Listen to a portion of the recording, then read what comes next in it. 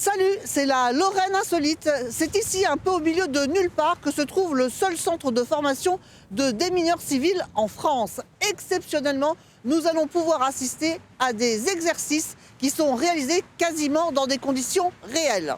Jean-François, tu es le chef du centre de formation de déminage ici. Alors, ce qui est impressionnant, c'est de voir qu'on se croirait presque dans des conditions réelles, là, avec tout ce qui nous entoure. Oui, c'est un des gros avantages de ce site-là. C'est pour ça que ce site se prête très bien à un centre de formation, puisque les démineurs, au-delà de leur apprentissage théorique, peuvent mettre en pratique et mettre en œuvre sur des structures comme on les voit là, dans le cadre de leur apprentissage. Et là, maintenant, on va aller voir les élèves. Exactement, et vous auriez pu faire de la télé. On est dans le bâtiment école. Alors, les cours théoriques qui sont dispensés ici permettent de donner toute la connaissance technique aux démineurs stagiaires pour qu'après, ils puissent les mettre en œuvre sur le terrain en garantissant à la fois la sécurité de la population et leur propre sécurité aussi. Bien sûr. Pour les racines cubiques, vous avez toujours les trois méthodes, d'accord? Alors Benoît, tu peux nous expliquer ce que tu es en train de faire? Là, tu es en train de neutraliser une bombe, c'est une des façons de faire en tout cas. Par principe, on ne déplace jamais une bombe amorcée. Donc le but, c'est de retirer ce système d'amorçage pour que la bombe soit inopérante. Donc en fait, en posant les morts sur le système d'amorçage, le but, c'est de faire tourner et dévisser le système d'amorçage. Vous avez toujours le danger à l'esprit quand vous faites ce genre de manœuvre? Le danger, oui.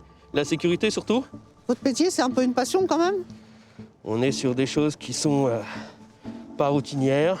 On travaille avec un bout d'histoire entre les mains. Donc c'est assez passionnant, effectivement. Attention pour un tir!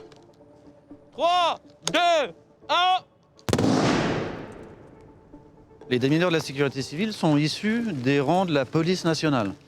Donc généralement, à la sortie de l'école de police, ils intègrent un service de police, soit CRS, soit RAID ou de voie publique, et puis à un moment donné de leur carrière, décident de se réorienter vers le déminage. Alors il y a beaucoup de candidats, peu d'élus, hein. Il y a quand même une sélection très importante hein, pour un métier comme celui-ci, on l'imagine bien. Oui, tout à fait. Chaque année, on a environ entre 80 et 100 candidats qui se présentent et qui souhaitent intégrer le service du déminage.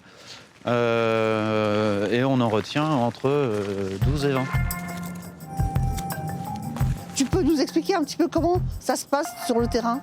Oui, alors en fait, on a un binôme qui arrive, qui est appelé pour une intervention. C'est un colis suspect placé devant la maison d'une autorité. Ensuite, ils vont venir faire une radio du colis grâce au robot. Ensuite, une fois qu'ils auront fait la radio, ils iront l'interpréter. On a un téléphone, une plaquette électronique, certainement d'activation de notre colis. On voit bien notre détaux qui se trouve à l'intérieur de notre charge, là, ici. Donc on est bien sûr de l'avéré. Les démineurs vraiment sont équipés, c'est du matériel qui est très lourd. Hein, ça. Oui, ça fait une quarantaine de kilos quand on vient avec du matériel, donc il faut être en forme. Surtout qu'on est assez loin et on fait beaucoup d'allers-retours.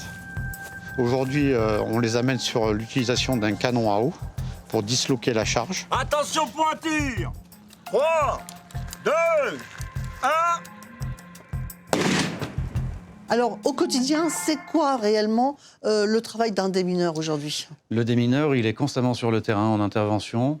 C'est en gros 75% de collecte de munitions et d'intervention en lien avec les munitions historiques et 25% pour les interventions en lien plutôt avec l'antiterrorisme. Et des munitions historiques, on en trouve encore beaucoup hein, aujourd'hui. À l'échelle de la France, en 2024, les démineurs ont ramassé 358 tonnes de munitions et environ 800 interventions en lien avec des objets suspects. Eh ben, merci beaucoup Jean-François de nous avoir accueillis, merci à toi et bien sûr à toutes tes équipes. Merci Katia.